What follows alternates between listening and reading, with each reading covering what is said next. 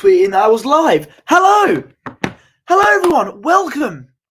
Let me just clear the lights there. Hello and welcome to Gooner Gathering. Yes, I am indeed the poshest man in sports entertainment, Posh Bertie.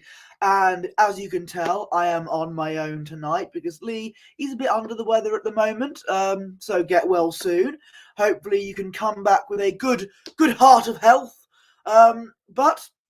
But I'm here on my own, going to talk about the Arsenal versus West Ham game, a successful win for the Arsenal, which is always good to see.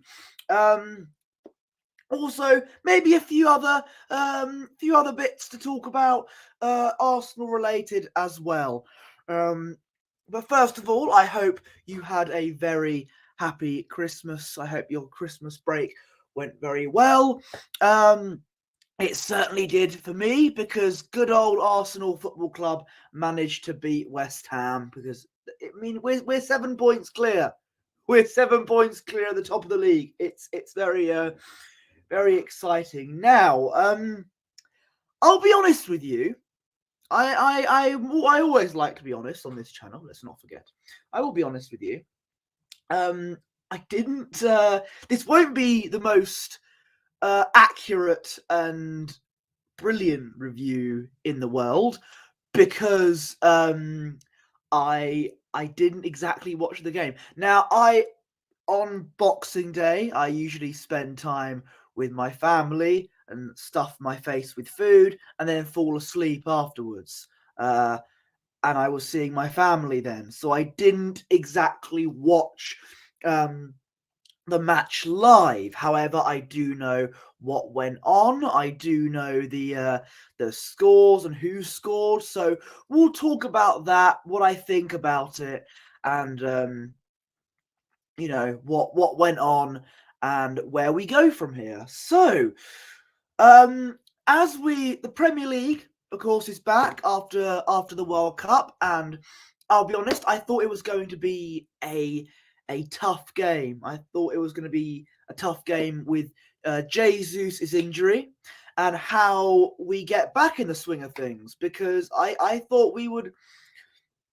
honestly thought at the very beginning the likes of Saka and Martinelli would be rested because they'd be a bit tired from the World Cup. But when I saw the likes I think it was the Man United Bournemouth game in the Carabao Cup, when the likes of Maguire and Rashford were playing for United, I thought, okay, so if they're playing players who played, if they're playing the players who played in the quarterfinal of the World Cup, then the likes of Saka and Martinelli might get a chance, because we need that. Because I'll be honest, if the likes of Saka and Martinelli get injured, we're going to struggle big time, because we need that creativity, especially with Jesus' injury. We'll talk about a player that we're gonna be looking at in a minute, but we'll get to that later. So I was pleased to see Saka and Martinelli start. Actually, I'll go through the lineup now. Actually, bear with me. Chelsea currently winning 2-0 against Bournemouth. I just looked there in case you're wondering. So the team lineups: Ramsdale in goal, Ben White at right back, Saliba and Gabriel in defence, Kieran Tierney at left back. It was a 4-3-3. Odegaard, Partey and Xhaka in midfield, Saka and Martinelli on the wings, and of course Eddie Nketiah filling in for Jesus up front. The substitutions: El Neni went on for Partey in the 95th minute. Fabio Vieira went on for Gabriel in the Gabriel Martinelli in the 88th minute. And Zinchenko on for Tierney in the 73rd. So we left it till quite late to make substitutions, which is a common Arteta thing. I've noticed. Not sure what I really think of that, but yeah, I mean, you were winning 3-1 anyway. You didn't have to make instant substitutions to change the game, I guess. But let's talk about the match, shall we? The first half, we had a penalty overturned by VAR. The Premier League may have returned, but a certain agenda doesn't. It has definitely also has returned as well. I don't know. I think was it Saka who got fouled in the box, and we could have got a penalty, but it wasn't to be. VAR overturned it. A lot of people saying that it should have been given, but it wasn't in the end. We weren't. It could have. Okay, I'm just looking at this here. It could have been a penalty. Yeah, it could have been a penalty, but we weren't Liverpool, so it wasn't given. But another penalty was given. It was to West Ham, and it was going to be checked by VAR, and the penalty was given. Can't really be surprised there, being the conspiracy theorist in me. Oh my God, Gunnar Meads is here. He's got his mic off. But yeah, he's just checking on me. The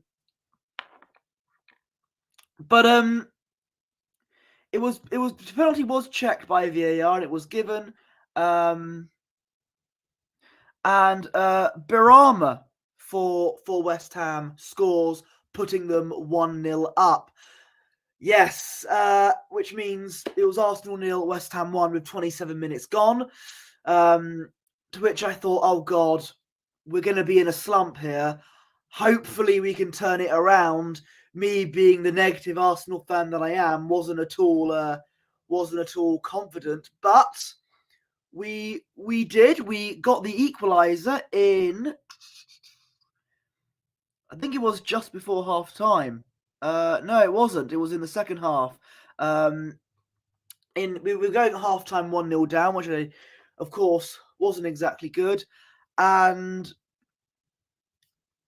in the 53rd minute, Bukayo Saka, the Lord and Saviour for Arsenal, got the equaliser, which is fantastic to see.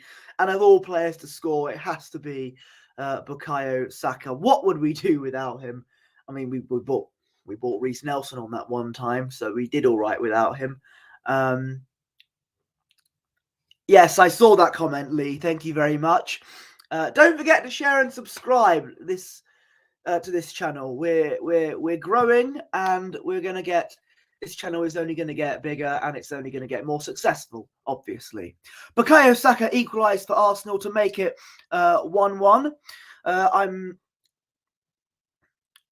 So Odegaard had a long-range shot, but it falls perfectly at the feet of Bukayo Saka, who controls it and strokes a cool finish into the corner.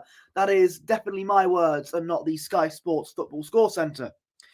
And a big moment for Arsenal, and exactly what we needed. It's true, it was what we needed. We needed a bit of a kick up the rear end, like Bishop Brennan like Father Ted to Bishop Brennan, that is. And we got the equaliser, and it was great to see, great to witness. And yeah, it was 1-1, and Saka clearly enjoyed that goal, and it was good. Instantly, the turnaround was even more fantastic. 2-1 to the Arsenal. Gabriel Martinelli. I mentioned Saka and Martinelli have been great players for us and somewhat of a driving force in our team. And they were. They've proven it with them getting, both of them getting goals. Martinelli gets the goal to put us 2-1 ahead. It says here, another clinically taken goal, this time from Martinelli, who collects Xhaka's pass on the left-hand side of the box and drills a low effort in at the near post. And there was a big question over the positioning of Fabianski in the West Ham goal. But that's okay, because we questioned Fabianski in goal when he was with us. So now West Ham can understand what that's like there. But Martinelli put us in front, coming from behind Arsenal came from behind to make it 2-1. Granit Xhaka was the player who got the assist. So we were very much in full control in this game. We were much the dominant side. We fought hard to get the to get that second goal, and we managed to do so. And it wasn't over yet. We got a third goal, and I mentioned how Eddie Nketiah had to step up and prove that he would be a regular starter into the team. Because I said that, you wouldn't exactly have him as a striker who can win you a league. I said he had to step up and prove it, and he did. He actually managed to score the equaliser. Not equaliser. He got the winner for Arsenal, making it 3-1. And it was fantastic. I said Nketiah had to step up, and he did. He did step up big time in this game, and I'm pleased. I'm proud of him. He deserves it. He deserves this goal, as Gooner Gathering says. My boy, Eddie. Really good to see. So it was 3-1 to the Arsenal, and that was the final score. 3-1, making our return with a win, and we go 7 points clear at the top of the league. Whoa, now let's not get ahead of ourselves. Man City I've got 2 games in hand, I believe. We've still got a very decent Brighton side who won 3-0, 3-1. I think it was 3-0 against Palace yesterday. And we got Newcastle, who are absolutely flying and look quite dangerous. The likes of Almiron can cause a big problem for us. So we've got Brighton and Newcastle to play, which are going to be really tough games. So we can't get ahead of ourselves here, because these 2 games are very, very crucial. And of course, we still have Man City to play, but that I've looked, that's not until February, and we've got the returning fixture in April. So that's a game in hand for us. I think that's one of City's game in hands as well, out of 2. So again, City have more games in hand than us, and we've still got Brighton and Newcastle to play. We may be top of the league, but we'll have to see how that goes on. Brighton did cause an issue last season, and I hope they don't cause an issue again. But going away to Brighton on a cold winter's eve, I don't know. We managed to do it in 2020, when we came back from a really bad run of form to win, I think, like 4-0, as far as I can remember. So we can do it, but this is a much better Brighton side, and we need to be very cautious here, as with against Newcastle. But this is a great start on our return to the Premier League, and a good win against West Ham. It's a good position for us in the league, and fingers crossed we can keep this, because look, 7 points clear. I'm really pleased we're in this position in the Boxing Day period of the season, especially, we can potentially be top going into the new year. We need that. Don't forget, we were top of the league, I believe, in 2014, going into that half of the 2013-14 season. But we're in a better position in terms of being top. And I'm more confident of this team, I think, than I was, worth saying it's 7 points clear of Newcastle, 8 of Man City, 8 points ahead of Man City, because City have 2 games in hand. They've got 1 more game in hand than we do. So let's that's something we need to look out for. One of City's games in hand is against us. And 7 points clear of Newcastle, that are in second place. We play them as soon as next week. Yeah, we play them next week on New Year's Eve. it's going to be really difficult. I think they're flying this season, and I said they remind me of Leicester City in 2016. You know, there's a chance. I think they're definitely a top 4 contender. They could go as far as, if they keep going. Who knows? They could be title challengers. It's not a crazy. I mean, sounds like a crazy prediction, but it could happen. I mean, Eddie Howe's doing really well with them, and they got Miguel Almiron, absolutely banging the goals in. I think 8 goals in 9 games he scored. He's going to cause problems for us. So the Newcastle game at home, I believe, and the Brighton game away, these are 2 games that we're going to really have to step up for, and we'll see if we can maintain a good lead at the top going into the new year. It'll be tough, but I'm going to be optimistic here. We can. Come on, we can do that. So we hopefully, as I said, going to go into the new year a good position, and looking ahead to us in 2023, I'm going to look at our upcoming fixtures in January to see where we're where we can be going into the new year. So we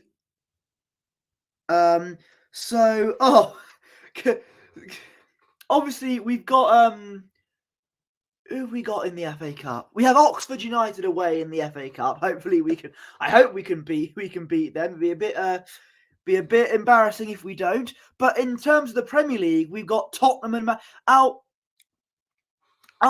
4 Premier League games.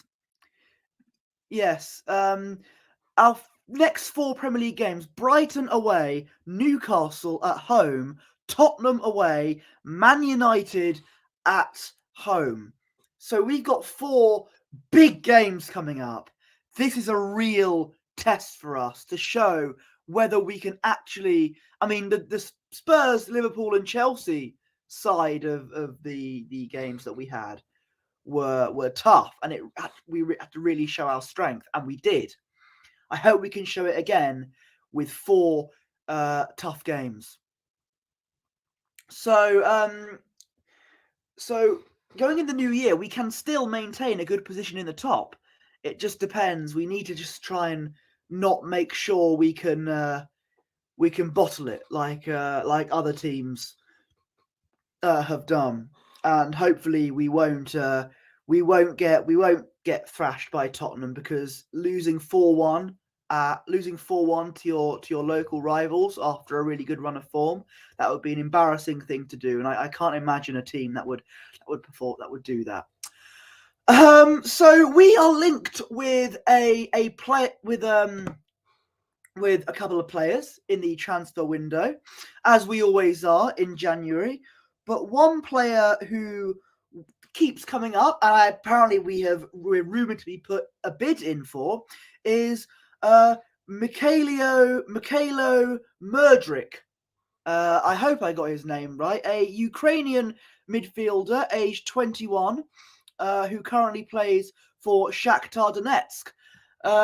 So yeah, he looks like a good player. He looks very promising. Apparently Leeds are now preparing to offer him some money. I've just seen on Fabrizio Romano's Twitter. So that bid isn't over yet, but we're in the race for him, and we seem to be leading in the race for him. So I'll be honest, I don't know exactly much about him, but I know that he is a very good midfielder, which is good. I hope I don't know if he can play on if he's like a wide midfielder or not. Oh, he's a winger. He is a winger. Yes. So that's good. I think we would need a player like him, especially if the likes of Saka or Martinelli get injured. I've always said that we needed backup for Saka, and I hope we can sign a player like Mudryk, because we need that backup. I mean, Reece Nelson is, I think he's injured. I believe. So that backup is very much needed. Saka can't play every game. I do fear that he will get an injury. You know, let's not forget he's still young. So we need a player that can take over from him from time to time. Or if he gets injured, that is, which I hope he doesn't. But it's always good to have that backup, and I hope we get Mudryk, because he actually looks like a decent player, and it's always good to make good signings in the January transfer window, because it's one of those, because there are people make good signings in the January transfer window. Look at Luis Suarez at Liverpool, Luis Diaz as well at Liverpool. It's not the January transfer window is not pointless by any means. I'm not comparing Mykhailo Mudryk to Luis Suarez, just to clarify, but it's good. It'll be good to sign players in January. That's what I'm saying. So I hope we can sign him. I think that's about it. I think, as far as I'm concerned, I'm not sure if I've got any other things to talk about. Yes. Gakpo to Liverpool looks dull. I'll touch on that. So, it looked like the Netherlands player, Cody Gakpo, PSV player, I should say, was going to go to Man United. They were in very tense negotiations with him. But now it looks like Liverpool is going to sign him. I just can't believe that it took 6 months for Man United to negotiate with him, and it took Liverpool 1 hour to negotiate and sign him. That is. I have a friend who supports Man United. I think I mentioned him, and he's non-stop messaging me, saying it's an absolute disgrace. He's embarrassed. But yeah, look, Cody Gakpo. I watched him playing for the Netherlands in the World Cup, and he looks very good. I think he scored in every group game for the Netherlands, and he's performed very well in all the games for the Netherlands, and he looks like a very, very good player. And I think Liverpool have got a great player on their hands. They have been struggling, Liverpool. They're in... Where are they in the league, Liverpool? They're in 6th after their win against Villa, impressive win against Villa last night. So they do need some of the players that can put in a good performance, because the likes of Darwin Núñez has looked looked a bit up front. He's not been all that. He missed a lot of chances for Liverpool against Villa, I believe. So they I think a player like Gakpo can definitely add more creativity to them, and and I do hope that he does become a good Premier League player, because you see a lot of these players that get ruined at these big clubs, that the likes of Sancho at Man United. So, although as an Arsenal fan, I hope Gakpo flops against us. Let's be realistic here. But no, it'd be good to see him in the Premier League, and who knows who may appear in the Premier League. Liverpool could get Bellingham as well next season. Like, that would be a phenomenal signing. I think Edu needs to pull his finger out and sign Jude Bellingham. Hopefully, that'll be good. I don't think it'll happen, sadly, but I hope it does. Anyway, I think that's it. We talked about Arsenal's win against West Ham. We mentioned the scorers. We mentioned how important that win was. And Luca is streaming tonight at 8 p.m. GMT. We're not on Twitch, so we can't raid him, but it's a YouTube stream.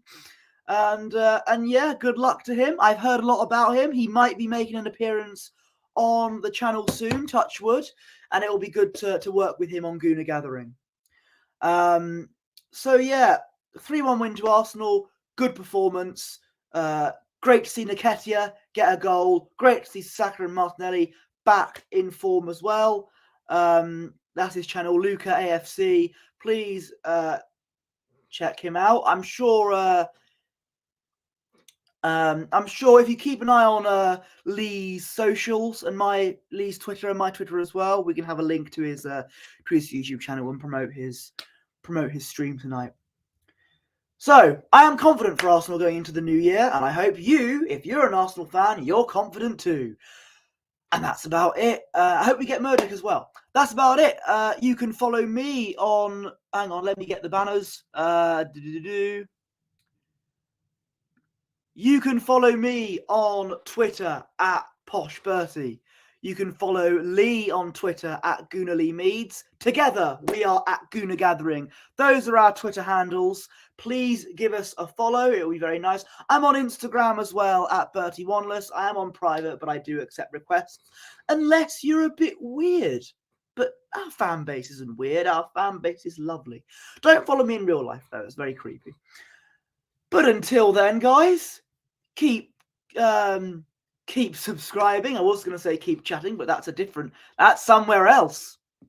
Until then, I hope your Christmas was well. Have a happy new year. I hope Arsenal have a happy new year. And one more thing. Arsene Wenger was in the stands in the West Ham game, and the fans chanted, "There's only one Arsene Wenger," and that was very nice. Although those are probably the same people that called for him to be fired a few years ago. So I'm just saying that. It was a very nice moment though, and there was a picture of him and Bukayo Saka, which is very nice. It's a very good picture. Okay, I knew I was forgetting something. I'm done now. Take it easy. Happy New Year, everyone. Thank you.